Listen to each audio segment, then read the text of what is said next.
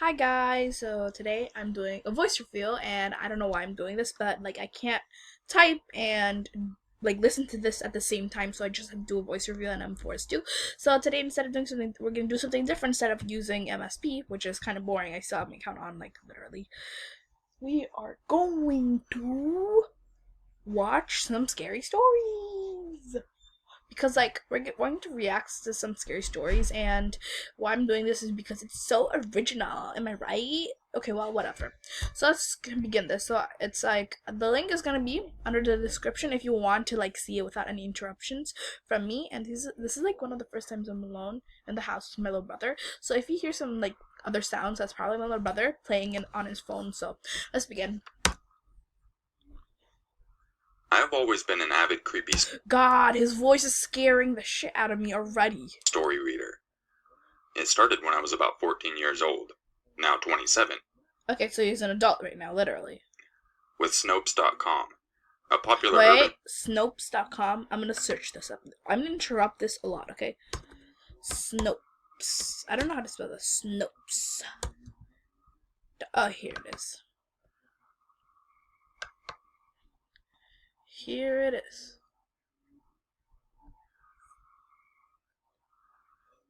This literally looks more like one of those teaching sites my teacher has to show me, for me to understand better the English language, arts, and math better, those websites. This looks nothing like an urban story website or whatever you call it. Well, let's continue. I promise I won't interrupt for 2 seconds. Legend story website. I have books. It's been 2 seconds. Okay, I'll just. It's upon books of urban legends, ghost stories, and campfire stories weighing down my bookshelf. Same, dude. To say that I am a collector of morbid curiosities is a bit of an understatement. I have shelves. This dude is like a bookworm, right? Just like me, literally. But he's not like those bookworms. He's more like those bookworms, which are really cool because they always read scary stories and they're not even creeped out. So that's good. Lined with tokens of the strange. I grew up in a relatively small town in the South. The crime rate was decently low. Why are you learning about crime rates? Literally, why? Oh yeah, just because I just saw this now. It's 1 hour. This vid. So I'm just gonna break this into parts, so I hope you guys like the next part. About an hour and a half away, there was a large city that has one of the worst crime rates in the South. Over time, the trash from the big city started filtering into our little town. As a result, the once great town that I lived in got more and more crime-ridden. This particular incident happened a few years ago, and I don't talk about it with many. At the time, I worked in a semi-decent hotel that was bought out by some foreigners. Okay, so the story starts with him saying he has tons of books at a hotel. It's probably gonna be a good story, alright? Don't you think so? We're starting with a hotel. If we start with a hotel as the setting of the story, it's gonna be so interesting. Well, let's continue. I will not get into the race or culture of the foreigners. Smart guy! Nobody has to be like Mexicans are rapists or Muslims are people who have to be deported. People shouldn't say that. Instead, you should just keep quiet or something. As I do not wish to spark a debate over them. Smart guy. Needless to say, they were the type that were out just to run it into the ground and get every little penny that they could out of it. They changed the name of the hotel to one with lesser fees. Still a franchise, but a much lesser one. We went from hotel to motel over a month period. That's hard work. A, that's hard work, going from a hotel to a motel. And B, isn't that gonna be much more crimes or whatever, people coming in there or whatnot? I don't know. As a result, we started getting less than desirable guests. Wait. Gonna get my charger. Gonna plug it in. I'm done. Now let's continue. Once decent hotel. Drug addicts, prostitutes. Is this video just went from a 1 through 7 or 1 through 11, any age watching this video, to a 13+ episode? Just saying, just warning you in the description. I'm just gonna warn you that if you're 13 or you have to be 13 or plus to see this, not because it's scary, but the use of language. Imps, people just out of jail, Pedophiles, those running from the law. Wow, what a great story. Isn't that like in every country? Every country has pedophiles, sluts, prostitutes. I could go on and on. I had my life threatened probably at least once per week. Me, it's once per day by my brother. Mostly from guests who my then foreign boss thought should be kicked out without a refund. It was here that the scariest and most traumatic event, thus far, of my life was to occur. Thus far, who knows what can happen to him these days? I'll start at the beginning. No, let's start the ending. Instead of going from the beginning, let's just start at the ending. I went into my usual shift, 3 p.m. through 11 I literally heard I went into my usual shit. p.m. on a Monday afternoon. Nothing was out of the ordinary. In fact, we were relatively slow, so I was able to read almost the entire night. For those of you in the hotel industry, you know how very much we treasure the slow nights. I didn't have any creepy encounters this particular night. No weirdos, no weird sounds, etc. All was absolute quiet, it seemed. The next 2 days I had off, so I enjoyed my days like usual. Any day away from that place is like a day in heaven. Then why is he working there? Does he really need the money, or does he really need to be frightened? The next day I had to work was a Thursday. I do my usual routine of going and getting snacks and drinks before I go into work. Since I have to work an 8-hour shift with literally no breaks, it's important I feel sorry for this guy automatically. to have a small amount of food to shove in my mouth in the breaks of people coming in. The moment I went into the motel, I smelled a horrible smell. It smelled almost like a mix of old wet carpet and poop. Shit plus carpet equals shitty carpet. I can't really describe it any other way, because I had never smelled this particular scent before. But how does someone... Never mind. I'm just like, not gonna say it. I found the manager in the laundry room immediately, helping his wife with the dirty laundry of the day, and reported the smell to him. I tell him the hallway smells like shit. Those were Saying I would react the same way. my exact words. He looks at me funny, says he doesn't smell anything weird, and proceeds to walk down the hallway spraying Febreze all over every inch of the carpet he can find. If you can't smell the smell, Febreze it. If life gives you lemons, I still remember him to this make day, lemonade. flapping his arms to spread the smell of Febreze and saying, "Smell fresh? Smell fresh?" How could someone remember that? Literally. Smell fresh? Smell fresh? I had to admit that the odor was somewhat masked and went about my usual shift. That night, I got a call from a room on the first floor with a complaint that the carpet was soaking wet, possibly a busted pipe. This made sense to me, as the pungent odor I had smelled earlier was, as I stated earlier, reminiscent of that old wet and mildewy carpet. I knocked on the door, and I was led into the room by a woman who I would say was in her late 40s.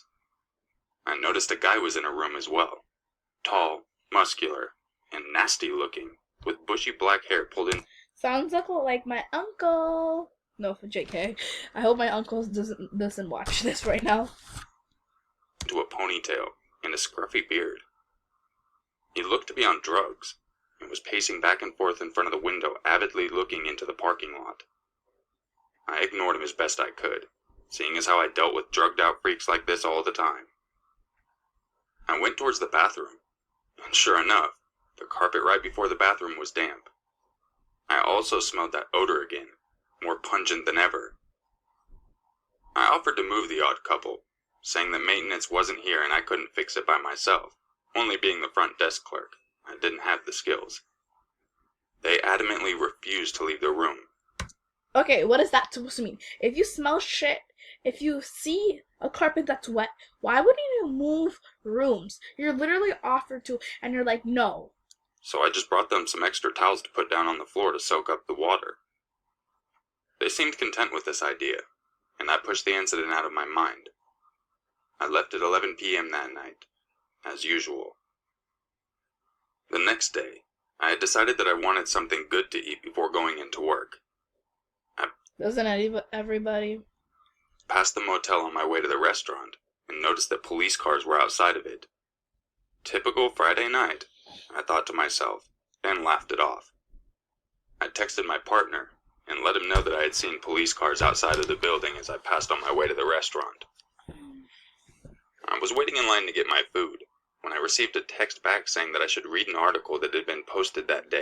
Ooh. Does this mean something? Literally, what does this mean? Let's continue. I'm just gonna end the video here. Just kidding. And not to freak out too bad. What is that supposed to mean? The last time my friend said that was when they saw a test that said my name on it. Like, when they saw my test and I got like a low score or something, and they're like, please don't freak out when I say this to you. And I'm like, okay, I won't freak out. And the next one I just freak out screaming I was screaming. I rolled my eyes, as I knew that if it was in the news, I would have other people asking me about it all day long. Glancing at the article, it was titled, Body Found Under Bed at Local Hotel. I freaked out. Suddenly the smell from yesterday made a lot more sense. The thought of me having smelling and breathing in decaying corpse the night before was almost too much for me to handle. Oh, that smell was body. Out of pure curiosity, and against my better judgment, I did go into work that day. Why would he do that? Literally. I think I would do the same because I'd be too interested. Like, I would be really curious. As soon as I stepped out of my car. Guys, if this happens to you, don't ever go back to the hotel. I'm like telling you, I would, just because like I'm like those stupid idiot kind of people. I had a few Oh no, my brother's here. people approach me and ask if I had heard what had happened. Sorry guys, my little brother's here, so like you can hear some sounds that he's gonna make, like he's gonna shout or something, so like bear with me.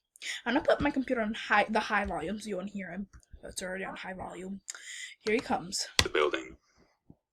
The manager met me in the entrance of the lobby and ushered me in through the door. Okay. I could smell the now identified scent tenfold, and all I could manage to ask was, is it true? Is it true, people? Is it true? We'll find out in the next video. Just kidding. Is what true? He asked. Did they find a body under one of the beds? I replied, shocked that he didn't automatically know what I was talking about. Oh, that. Yes, that's true. How is he so calm about that? What the fuck? Seriously? Exactly. That is the best thing you could think to come up with as a reply? That whole day the scent was heavy. I took to walking around with a bottle. Okay, let's continue this. Nose. The police department was with us for 2 days after that, reviewing Sounds the tapes. nice, alright? So I felt extremely safe, knowing that I was protected. I Why later are found you out the coming rest in the media, here? and by talking to the Sorry, my little officers, brother's here again. it turned out that they had almost immediately identified the corpse under the bed as a lady that had been bad into meth. Her abusive boyfriend had been staying with her that night, and was also doing meth. They caught the guy, 2 days later, wielding a knife and running through a neighborhood. He was apparently homeless, and he had all kinds of drug paraphernalia and meth on his person at the time of arrest. Wow. Curiosity took over. I searched for him on our prison website, and found him. I let out a faint screech as I realized that the man in the picture, the man that they had caught, was the same man pacing back and forth in the room that had complained of the wet carpet Damn. the night before. The room that the lady and the man had had together was the room right next to the one that the body had been found in. To know that I had been in such close proximity to an urban legend style murderer. I would have been shook by then. I would literally I wouldn't go to work. I wouldn't even, if in his position, I wouldn't even go to work anymore. Really intrigued me and freaked me out. Through social media, I found the victim and read accounts of her character, and my heart went out to the family.